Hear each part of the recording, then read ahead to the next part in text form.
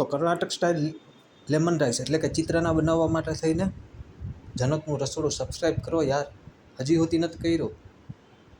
તમને કર્ણાટકની, કાઠિયાવાડી, પંજાબી, ચાઇનીઝ બધી રેસીપી જોવા મળશે. તો જો ભાત છે, સિંગદાણા તળી લીધા છે, મરચાં લાંબા લાંબા કાપી લીધા, અને લેમન રાઈસ બનાવવા માટે લીંબુ તો જોશે ને, અને કરી પત્તા આપણા ફેવરિટ. અને આ બાજુ અડદની અને ચણાની દાળને થોડીવાર ગરમ પાણીમાં પલાળી રાખી છે.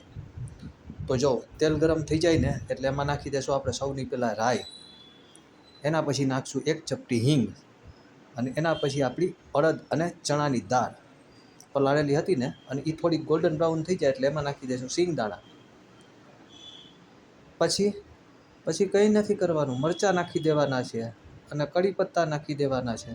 બસ સ્વાદ પ્રમાણે નમક અને થોડી અમથી હળદર નાખી દો, અને ભાત નાખીને હળવા હાથે મિક્સ કરી લ્યો. હવે આની ઉપર નીચવી દો લીંબુ, કારણ કે લેમન રાઈસ છે તો લીંબુ તો નીચવવું પડશે ને. તો જો આ મસ્ત મજાના આપણા લેમન રાઈસ બનીને તૈયાર થઈ ગયા. બનાવી અને કમેન્ટ કરજો, અને મને એ કમેન્ટ કરજો તમે નાસ્તામાં સૌથી વધારે શું ખાઓ.